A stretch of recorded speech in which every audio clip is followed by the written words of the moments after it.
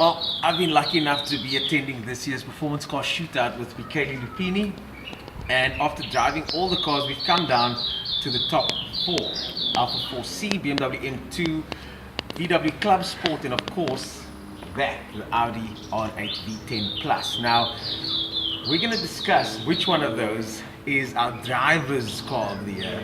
Note, driver's car of the year, that's the criteria. And because we haven't taken the car to a circuit, we are now having to figure out which one of these is the best on the road, everyday use, and the occasional flat on a nice road, maybe the occasional track day. Michele Lupini, of course, motoring journalist extraordinaire, ex-race car driver, and Michele, thanks for inviting me to this. It's been awesome. So let's get into the BMW M2, the car that I thought that would be my favorite. Get it sideways at will. It's very fast, 270 kilowatts, 840,000 rand price tag. That's a performance bargain.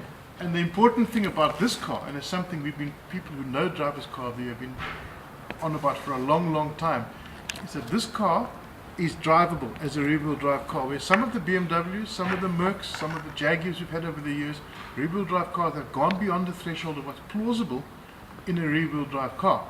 So the car's got too much power. When you try and drive the car hard, some of those cars I just mentioned, you can't even drive because it's got way too much power. This car is completely drivable. It's within the realms of normality. So as an advanced driver, you're going to have a lot of fun with this car. As a normal driver, you're going to enjoy it. And that's one of the best things about this car. It's a well-balanced motor car. I think it's well-balanced, but I do think that the balance is swayed more towards grip on this one. I think there's for some, there might be a little bit too much grip, but I think they're also trying to remedy the problem of having too little. Yeah. It's a small car, big tires. Yeah. And what you say about grip again, it hasn't got the huge power to overcome that grip which other cars have, which is actually, in my perception, a problem. Too much power, too little grip can be a problem in the wrong circumstances. Yeah, I think if I had to choose a car for myself, it might be the BMW M2.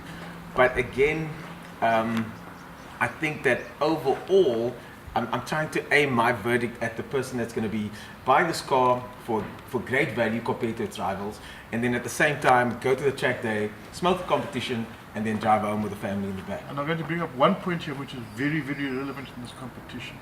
And we like to look, if you enter a competition where you go to an academy, for example, that always the guy who wins is the guy who improves the most.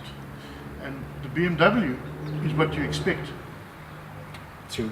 BMW have produced a car here which I expect from BMW, which is fantastic. That's going to be part of my theme which is going forward. I feel like you're lining me up for something. So agreed, BMW right up there. I still think the Club Sport is better than the BMW. I think, and this is the big surprise to me, it's cheaper than the RS, it's cheaper than the Type R. By a long, long, long way. Yeah, and it's just better. It's not a Golf GTI. It's a Golf GTI on steroids, and when you put it in comfort mode, it feels pretty close to a Golf. That suede / velour Alcantara type steering wheel feels amazing. I feel like a race car driver on the way home. And I remember very well when we started this thing a couple of days ago, someone said, the Golf, how can you consider the Golf? The Golf's never going to be somewhere. I said, let's get this thing done. And here you are trying to sell me the Golf as the winner. Well, in the current, in this company, you wouldn't think the Golf would perform. But I tell you what, that nose stays through all the time. Brilliant, brilliant, brilliant. And the rear tracks through, it follows exactly where the nose goes. And it feels like through the steering wheel, I can feel like the tires are always constantly looking, trying to find grip. You put your foot down and the car turns in the direction that the wheels are facing. And I know that the Type R does that as well. And I know that the Ford RS does that too. But I think the Club Sport does it better than them on the road every day as a usable car, definitely. A couple of things about the cars you just mentioned. The Type R, my Type R doesn't fit in the seat.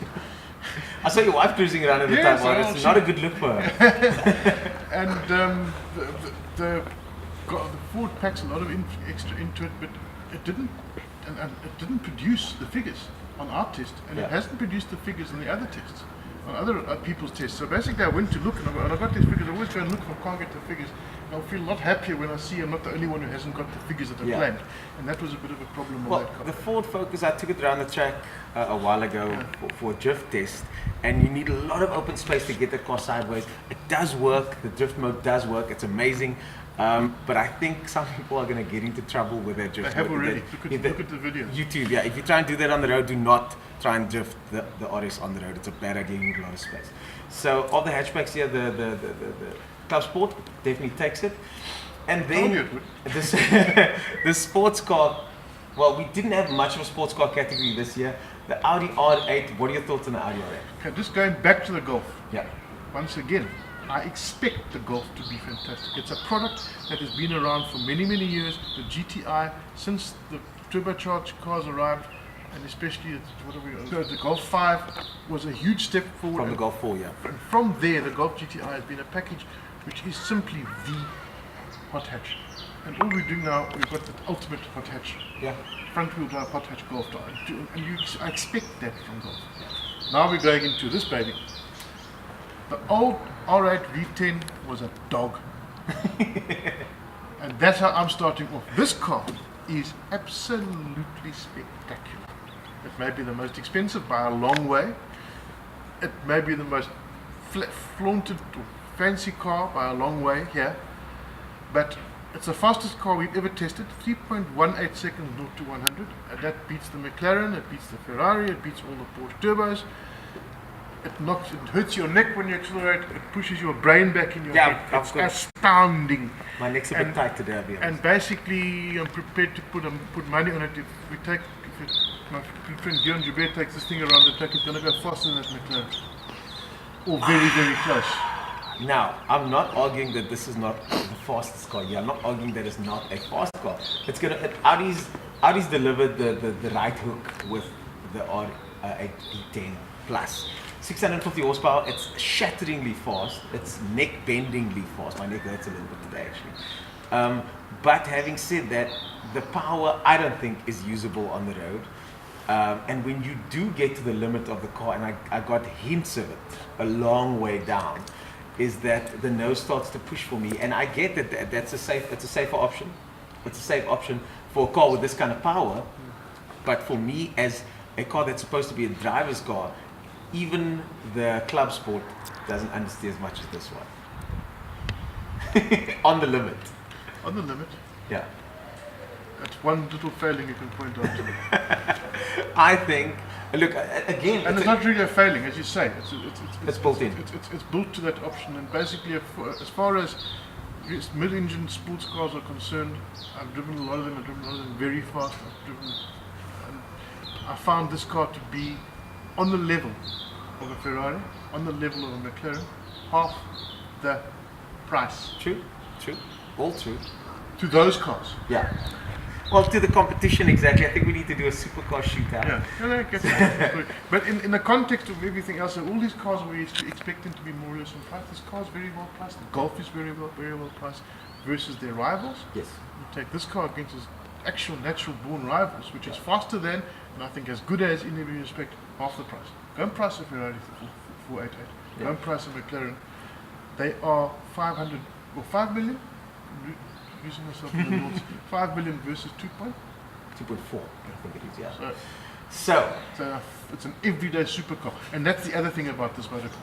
You get in the car, you drive. You don't know you're in an R8. You don't know you're in a sports car. You could be driving a RS6 or Avant. Yeah. The car is completely drivable, completely placid.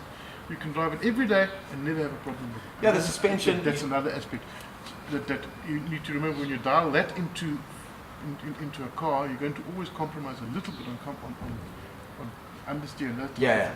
And I think the balance is very good. I respectfully disagree. I think it's a great car. My choice for driver's car of the year, it's a tough one. It's got to be between the N2 and the Club Sport. And my initial thought was always going to be this car, but I'm going to go with the Club Sport. I'm going to veto you, and this is difficult. Well, it's his show, folks. It's his party. I'm just invited. You know what? You can have this one, the Audi R8 V10 Plus, our driver's car of the year.